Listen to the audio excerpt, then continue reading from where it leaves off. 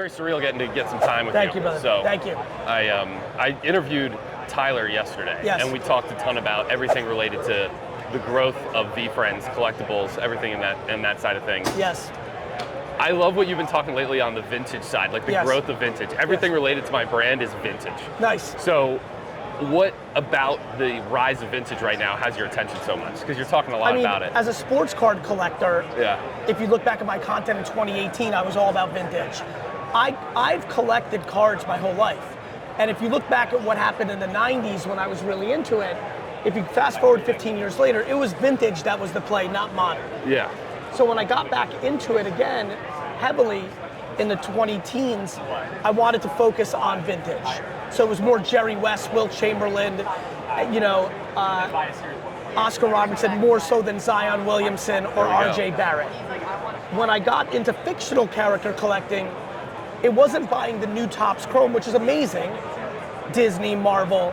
It was going back and buying 66 Donruss rookies for Spider-Man, Iron Man. It was going back and buying 1940 Superman Gum Ink rookie, 1935 Mickey Mouse. Okay. I mean, this stuff's from fucking 1935 and 40. It's 100 years old. Right. There's none of it. And it's all PSA graded though. It has the same type of market as a vintage. So yes, the problem is they're banged up and everybody beat them up, so they're PSA 1, 2. Right. So the pops are low, the grades are low, and so it just becomes a very big game of supply and demand. And as the high end gets into the people that are buying $300,000 Caitlin Clark cards, I predict over the next 10 years will also be intrigued by a Spider-Man, a Captain America, a Wolverine, and you'll see more of the Comic-Con nerd culture come into cards. I'm actively building a new IP. I know, which is incredible. And so I'm playing at both ends. Yeah. There's the Marvel, Disney, there's all the epic stuff in the middle. There's vintage over here, and there's me going over here, and that's kind of like what's happening. I'm excited about the edges. New IP, not just mine, Moonbirds, Bored Ape, and a creator creates something tomorrow, because that's what they all were. Walt Disney and Pokemon, those things were created.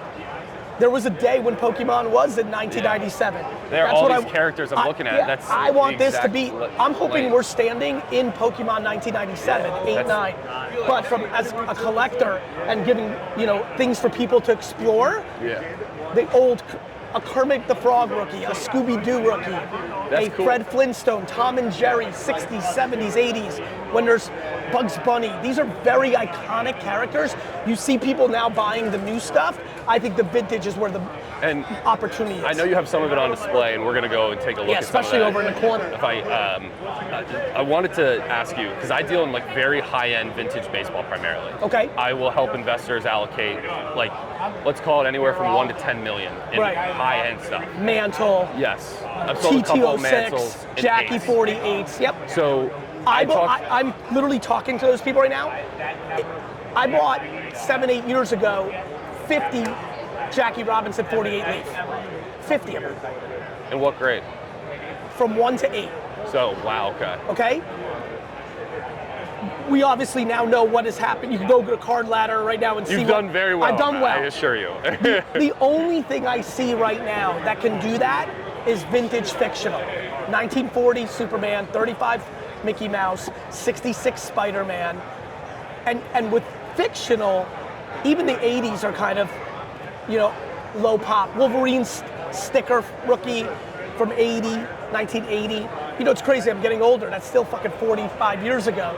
So, yeah, I mean, that's... But what about the tail forward on the vintage baseball side? Like, do you think there's more room to run there? If you were building it... I personally would buy vintage basketball over vintage baseball for me, because I just think basketball's culture. Like, I'm more bullish 61 Fleer. Okay. I'm more bullish 70 Topps, 68 test kit set.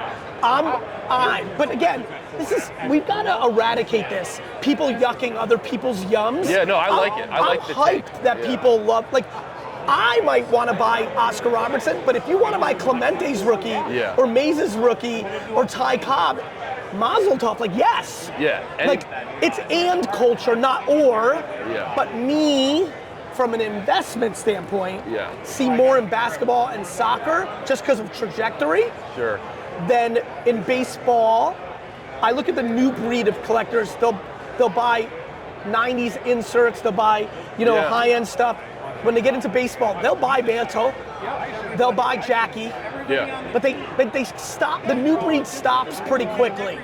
It's like even hard to get them into Clemente. Yeah, I have found that same way. But they'll go into basketball, like I think.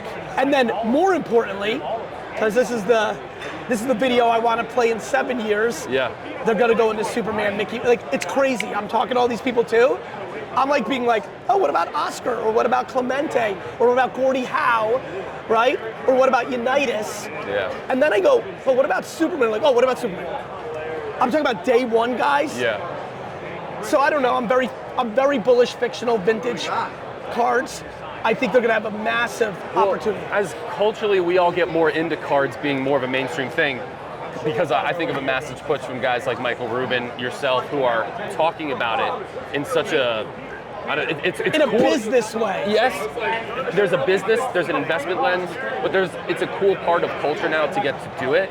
And as people start to get more comfortable with it through the gateway of sports, which is historically a longer tail than some of the non-sports you're talking about, then I really start to believe, people are, the size of recognition of Superman and Batman and Spider-Man. This is contemporary art. Yeah, I love that. I do not understand how people don't see it. I'm 50, I'm well off. Yeah. I don't want to buy European art or 60s New York contemporary art. I want to buy a 57 Bill Russell in the highest grade possible. Hell yeah. So, yeah, I think it's going to continue. By the way, there'll be ups and downs.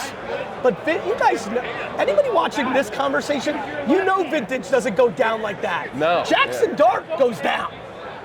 Zion Wilson goes down. Yeah. Trae Young goes down. Ty Cobb doesn't fucking go down. It goes down, but it's not like death. Right. And I will say this, and this may hurt some feelings, Superman's more popular than Ty Cobb. Batman's more popular than Roberto Clemente. And Roberto Clemente can't get the pop. Tomorrow, look at Black Panther. Black Panther meant nothing. For 30 years, one movie, fictional characters are never dead. Felix the fucking cat. There's no kid here that knows it. One movie changes in that. 2 years, and kids are wearing Felix the Cat, and Felix the Cat's rookie from the 20s is worth a fortune. I follow that. Of those 50 Jackie Robinsons, would you sell any of them? Not for me.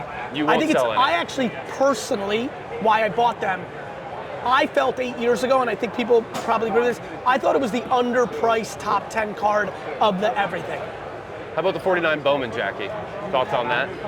It's not as interesting to me. Okay. It's a great card I have. I just think, I don't know, man, it's a 48 leap. It's not like some of the other weird shit I buy, like the Hank Aaron cookie card. Oh, I'll tell you one. I don't even want to say this because I want to keep buying, but fuck it. Like, I feel like I want to get an email from someone saying thank you in 5 years. The Burke Ross cards are fucking nuts. An entrepreneur broke all the laws and didn't get anyone's rights and made fucking a Mantle rookie. I'm obsessed with Burke Ross. I love that you just dropped Burke Ross on me. That's such a, you're in it, when baby. The reason I do this once in a while, I know that I'm a known person. Yeah. I know that people have their points of view on me. People have no clue how deep my bag is. Yeah. I know, do you know how, like, there's people that watch this and are vintage that don't know what Burke Ross is. Yeah, I agree. That's and then a great me, they step. think I'm an influencer. I'm not a fucking influencer. I'm a fucking guy in the dirt of the trading card industry, and I have been for fucking 40 years. That's a great, awesome set, great like pick. that? I love that. If you ever want to sell any of those Jackies, Thank you, I'm bro. happy to Brother, buy. I cannot, you're a young dude. Yeah. I'm telling you to your face. You need to get very educated on fictional vintage. You will do very well. So I come back, I'm gonna go check out your displays. I'm gonna find some of the best Superman, Batman, most iconic characters. I wanna come back in 5 years. We'll talk about it, see where we're at. Good luck.